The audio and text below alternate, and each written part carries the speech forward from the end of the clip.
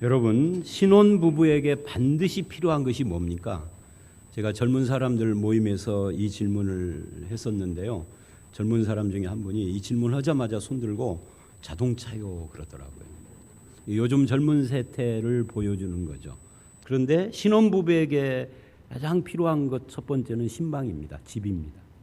마찬가지로 하나님과 언약한, 출애굽기 19장부터 24장이 언약식이잖아요. 이스라엘, 신부인 이스라엘이 신랑인 하나님과 만나는 것이 필요한데 그게 바로 성막입니다.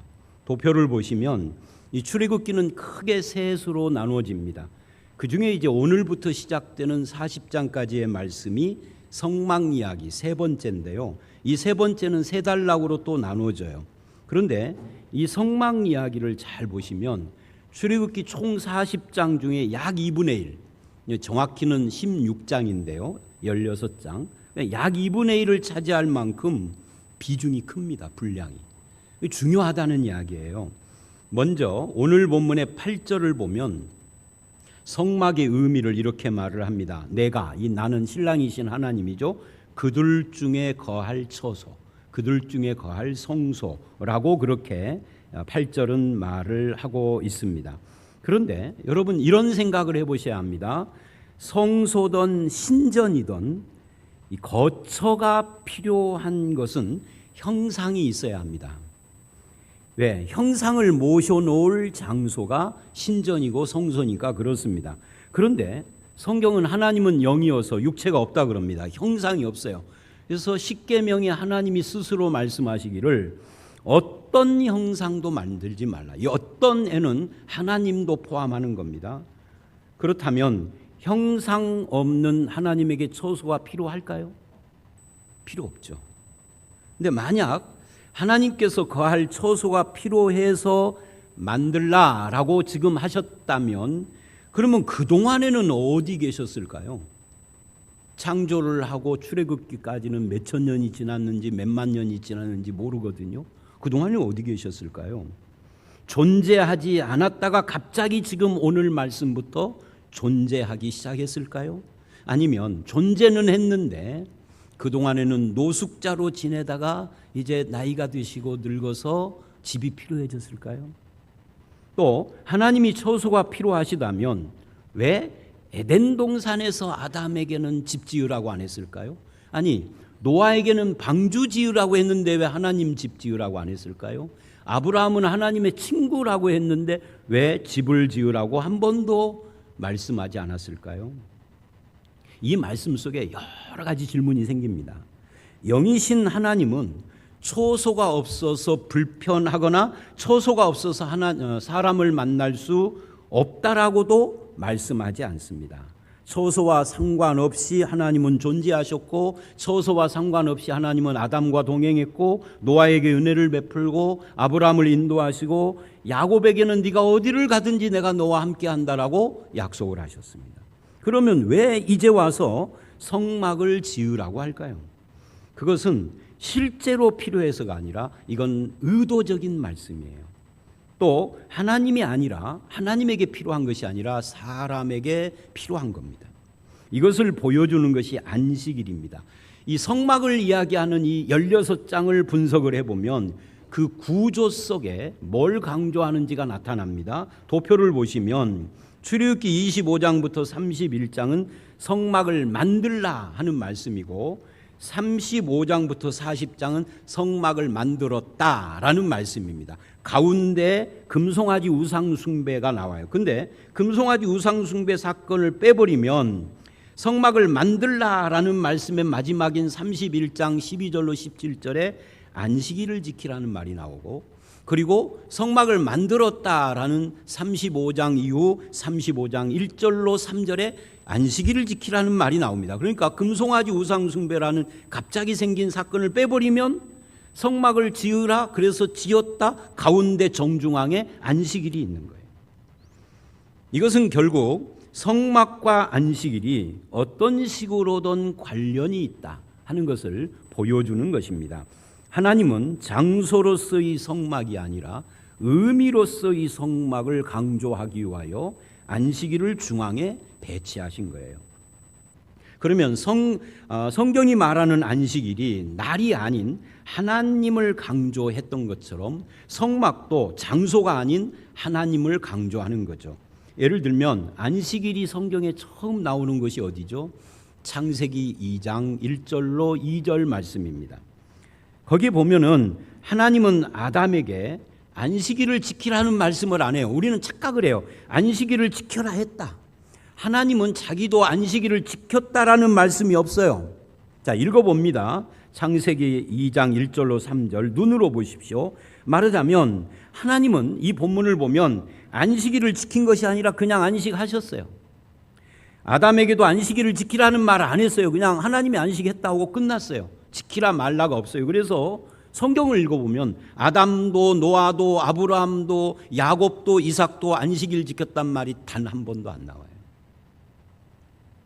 그러다가 드디어 출애굽기 20장에 출애굽한 이스라엘 사람들에게 십계명을 주시면서 처음으로 안식일을 지키라라고 하신 겁니다. 그래서 이 안식일의 핵심이 뭐냐라고 할 때 안식일이라는 날짜 지킴이 아니라 아무 일도 하지 말라가 핵심이에요.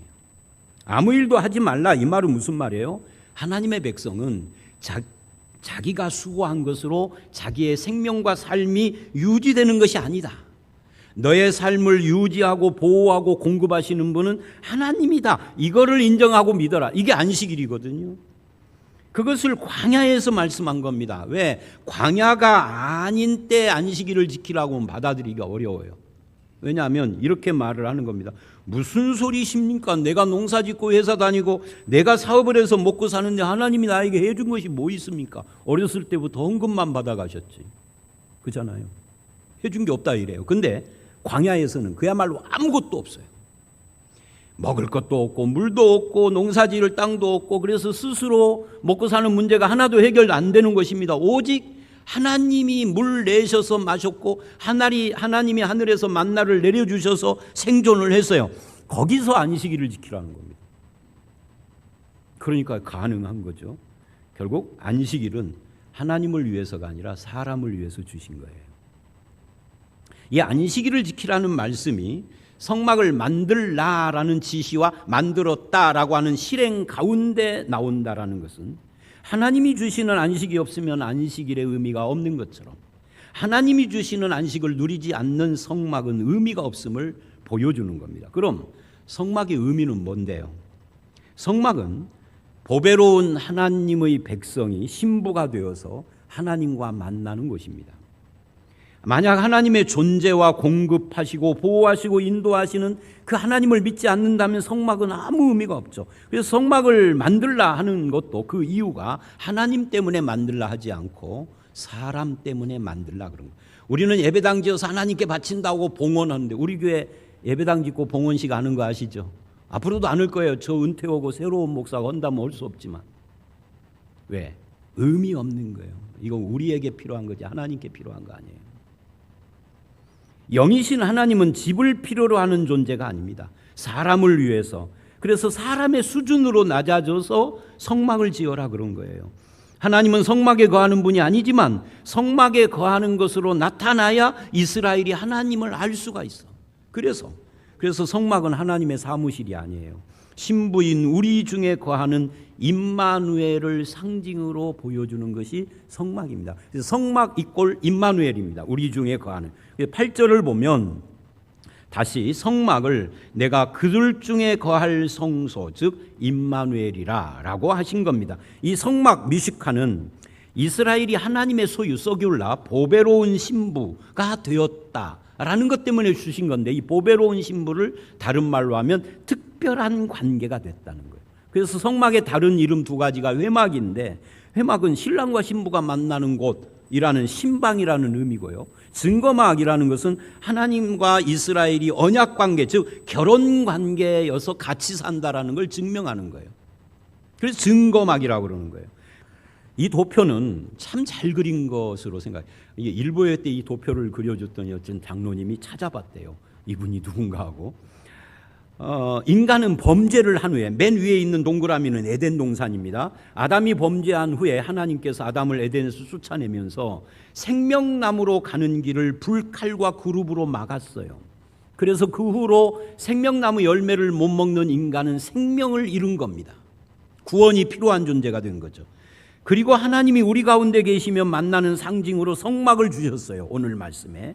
그런데 하나님의 임재의 상징으로 성막 곳곳을 보면 그룹들이 수놓아져 있어요. 그리고 마지막으로 지성소 안에 속죄소 뚜껑 위에 그룹을 조각해 놨죠. 그러니까 성막은 전체가 그룹으로 쫙 도배가 된 거예요. 이 그룹이 뭐죠? 하나님의 임재의 상징입니다. 비서천사예요.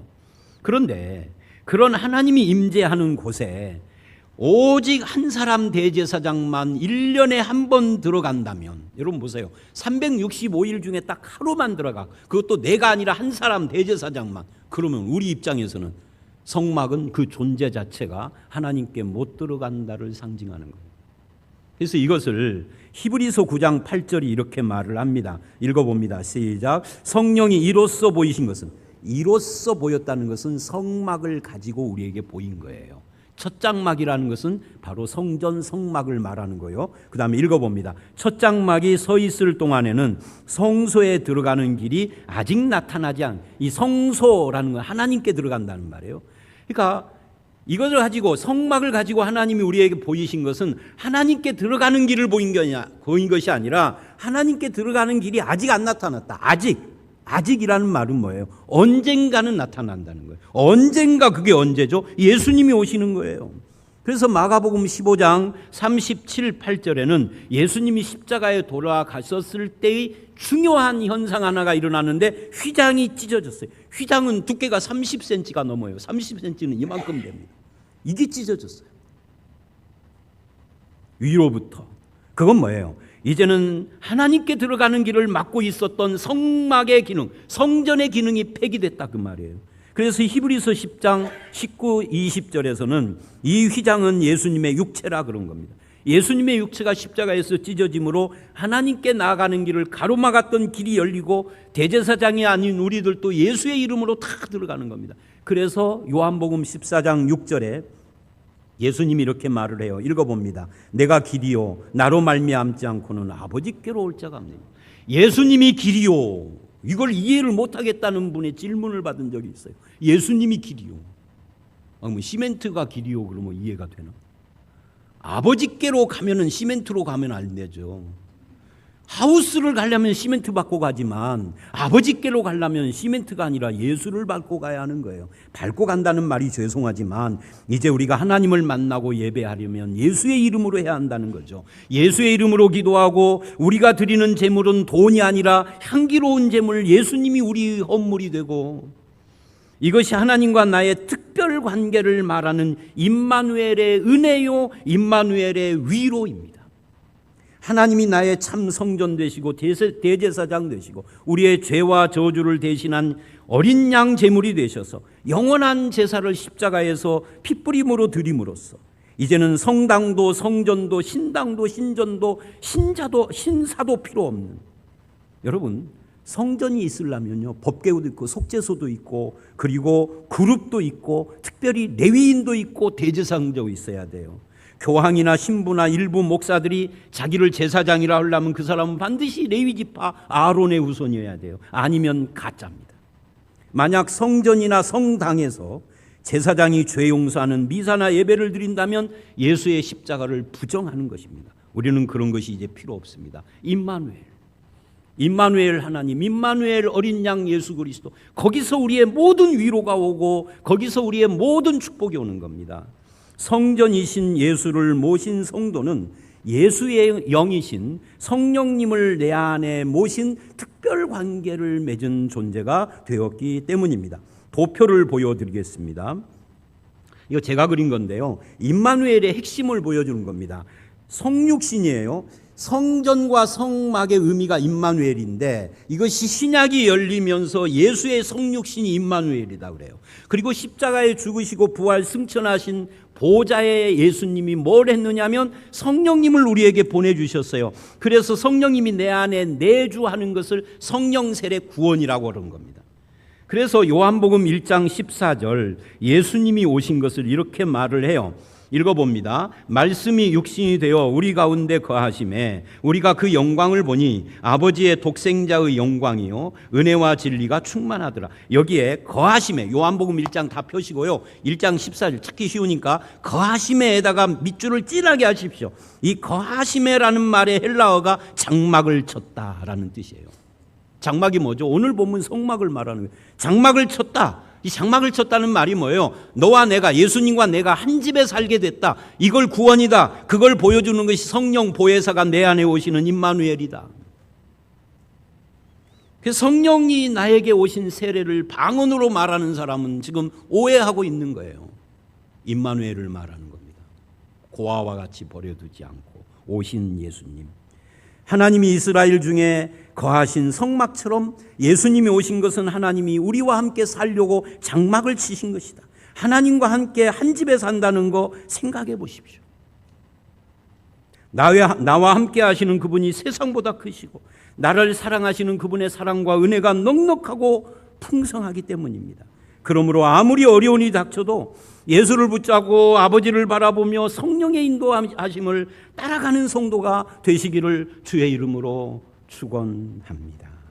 그러면 하나님이 감당케 하시고 공급하고 인도하실 것이에요. 그래서 고린도전서 3장 16절은 이렇게 말을 합니다. 읽어봅니다. 시작. 너희는 너희가 하나님의 성전인 것과 하나님의 성령이 너희 안에 거하시는 것을 알지 못하느냐. 고린도전서 6장 19절 시작. 너희 몸은 너희가 하나님께로부터 받은 바 너희 가운데 계신 성령의 전인 줄을 알지 못하느냐. 너희는 너희 자신의 것이 아니라. 에베소서 2장 20절 시작. 너희도 성령 안에서 하나님이 거하실 초소가 되기 위하여 그리스도 예수 안에서 함께 지어져 가느니라. 예수를 영접한 나라는 존재, 내 몸과 내 마음이 성전이고 성령이 임재하시는 내 삶이 성전이라는 말입니다. 요한계시록 21장 1절로 10절은 거룩한 성 예루살렘으로 마지막 표현을 해요. 읽어봅니다. 시작. 또 내가 새 하늘과 새 땅을 보니 처음 하늘과 처음 땅이 없어졌고 바다도 다시 있지 않더라. 또 내가 보매 거룩한 성 새 예루살렘이 하나님께로부터 하늘에서 내려오니 그 준비한 것이 신부가 남편을 위하여 단장한 것 같더라. 재림 때 새 하늘과 새 땅이 있고 새 예루살렘 성이 하늘에서 내려오는데 모습이 신부가 단장한 것 같더라. 신부가 누구고 남편이 누굴까? 우리는 짐작이 되지만 본문이 뭐라고 하는가 보십시다. 3, 4절 읽어봅니다. 시작. 내가 들으니 보좌에서 큰 음성이 나서 이르되 보라 하나님의 장막이, 이 하나님의 장막이 이게 바로 오늘 성막이에요. 그리고 예수님의 성육신 할 때 거하심에 그게 이거고 똑같은 단어예요. 단어가 같아요. 읽어봅니다. 하나님의 장막 시작. 보라 하나님의 장막이 사람들과 함께 있음에 하나님이 그들과 함께 계시리니. 그러니까 예수님이 함께 있는 것이 하나님이 함께 있다. 그 이야기를 지금 이렇게 말해요. 그들은 하나님의 백성이 되고 하나님은 친히 그들과 함께 계셔서 모든 눈물을 그 눈에서 닦아주시니 다시는 사망이 없고 애통하는 것이나 곡하는 것이나 아픈 것이 다시 있지 아니하리니 처음 것들이 다 지나갔습니다. 무슨 말을 하는 거예요? 임마누엘의 완성이에요. 우리 중에 거하시는 예수, 그 예수가 탄생할 때 임마누엘이라고 했던 거 기억나시죠? 예수님이 나와 함께하는 그 임마누엘의 완성이 새 예루살렘 성이다. 거기 눈물이 없고 사망, 애통, 곡하는 것이 없고. 그런데 이 새 예루살렘 성이 그럼 뭐냐? 9절 10절 읽어봅니다. 시작. 이리 오라 내가 신부 곧 어린 양의 아내를 내게 보이리라 하고 성령으로 나를 데리고 크고 높은 산으로 올라가 하나님께로부터 하늘에서 내려오는 거룩한 성 예루살렘을 보이니. 거룩한 성 예루살렘이 뭐예요? 어린 양의 아내다 그 말이에요. 어린 양이 누군데? 예수 그리스도. 그 아내는 누군데? 우리들이잖아요. 우리의 모습이 새 예루살렘 성이다. 이 성이 얼마나 아름답고 영광스러운지 계시록 21장 11절로 22장 5절까지 쫙 보면 온갖 보석으로 꾸몄어요. 그런데 그 온갖 보석이 바로 오늘 본문 출애굽기 25장 3절로 7절에 나오는 각종 보석과 아름다운 실과 향품들하고 연결이 돼요. 말하자면 성막을 꾸민 보석들이 어린 양 신부인 성도들의 공동체와 성도의 모습을 아름답고 거룩하고 영광스럽게 단장한 그것으로 완성이 된다 그 말이에요. 도표를 가지고 정리를 하면 하나님의 임재가 성막이었어요. 예수님의 임재는 어디예요? 성도였어요. 그리고 그 성막이 완성된 것이 새 예루살렘 성 어린 양의 신부 우리들입니다. 이것을 오늘 본문 내가 그들 중에 거할 성소라고 8절은 말했던 것입니다. 그리고 요한계시록 21장 22절을 보면 교회의 완성인이 새 예루살렘의 성의 특징 하나를 마지막으로 이야기를 해요. 그게 뭐예요? 성전이 없었다예요. 한번 읽어봅니다. 시작. 성 안에서 내가 성전을 보지 못하였으니 이는 주 하나님 곧 전능하신 이와 어린 양이 그 성전이심이라. 신구약 성경 전체 성전에 대한 마지막 말씀이 바로 이 말씀이에요. 마지막 말씀이 결론이 뭐예요? 하나님 나라 하늘에는 성전이 없다요. 왜 없느냐? 하나님이 성전이고 어린 양 예수가 성전이기 때문이다. 아주 의미심장하죠. 아버지 하나님과 신랑 예수 그리스도가 성전보다 크시다 그 말이에요. 그죠? 성전보다 크신 아버지와 신랑 예수를 나는 모시고 있잖아요. 그래서 우리는 세상에서 가장 고귀한 것을 소유한 사람들이에요. 가장 고귀한 것을 소유한 사람이 입이 시궁창이면 될까요? 고귀한 것을 소유한 사람은 고귀하게 값있게 살아야 돼요. 근데 이 고귀한 예수 그리스도와 아버지를 소유한 사람이 입뿐만이 아니라 삶이 시궁창이에요. 구원의 열매가 아닌 거죠. 예배당 건물을 아름답게 지으라가 아닙니다. 참 성전인 여러분이 아름다운 존재로 변해야 한다는 겁니다. 우리는 성전된 사람이요 영광스러운 교회로 완성될 약속을 받았기 때문에 이 일을 위하여 겸손히 섬기고 서로 사랑하며 세워가는 교회가 되시기를 주의 이름으로 축원합니다. 그래서 오늘 본문 다시 출애굽기 25장을 보면 마지막으로 하는 두 가지 말씀이 있어요. 또 구절을 도표로 봅니다. 2절로 7절 9절의 말씀을 가운데다 놓고 8절에 내가 그들 중에 거할 특별한 관계를 맺은 성소라는 말이 있는데 양 사이드에 이 특별한 관계를 걸고 성막을 만드는 재료를 가지고 오라 하면서 두 가지 요구를 하는데 첫 번째 요구가 뭐예요? 기쁜 마음입니다. 자원하는 마음이라는 거예요. 2절 읽어봅니다. 시작. 이스라엘 자손에게 명령하여 내게 예물을 가져오라 하고 기쁜 마음으로 내는 자가 내게 바치는 모든 것을 너희는 받을지니라 그래요. 성막이 하나님과 나의 특별 관계를 나타내는 거라면 이 특별 관계가 주는 위로를 가지고 기쁨으로 섬기기를 요구하는 거죠. 때로는 돈이 필요하고 겸손이 필요하고 섬김이 필요하고 교육을 위한 투자가 필요하고 양을 돌보는 목양이 필요하고 전도도 필요하고 사람 세우는데 재능을 들여야 하고 그 일에 참여하는 것이 필요하지만 여기서 기쁜 마음, 자원하는 마음이 빠져버리면 아무것도 아니라는 거예요. 하나님은 강요된 마음을 받지 않습니다. 마지막 두 번째로 요구하시는 것 9절을 보면 이렇게 말을 해요. 물은 내가 내게 보이는 모양대로 하라고. 이것은 사람의 지혜, 경험, 방법이 아니라 하나님의 말씀대로 하라는 겁니다. 생각해 보십시오. 성막을 짓다 보면은 이런저런 사람들이 여러 가지 의견을 말을 했을 것입니다. 애굽에서 노예로 400년을 살았던 이스라엘은 노예로 살았으니까 수많은 기술들이 있었을 거예요. 노동일의 전문가들이니까. 그래서 목사님 문은 이렇게 해야 좋아요. 울타리는 저렇게 해야 좋아요. 지붕 재료는 무엇으로 해야 튼튼해요. 이왕 짓는 거 좋게 지읍시다. 뭐 별말을 다 했을 거예요. 그런데 하나님은 명확하게 말을 합니다. 입 닥치고 내가 너에게 보이는 모양대로만 해라. 성도의 삶의 원리와 자세는 사람의 지혜와 경험이 아니라 말씀을 쫓아 하나님의 지혜로 세워야 한다는 것이죠. 하나님의 일은 하나님의 뜻대로 해야 합니다. 하나님의 뜻에 순종하는 것을 가장 기뻐합니다. 기쁜 마음과 순종이죠. 신앙의 집을 얼마나 잘 짓느냐가 중요한 것입니다. 3천억짜리가 중요한 것이 아니라 말씀대로가 훨씬 중요한 겁니다. 그런 의미에서 여러분은 순종의 집, 기쁨의 집을 짓고 있습니까? 여러분의 삶이 말씀의 원리를 따라 살아가고 계십니까? 그래서 가장 아름다운 하나님의 백성 그리스도의 신부로 단장되어 하나님 앞에 서시는 저와 여러분들이 다 되시기를 주의 이름으로 축원합니다.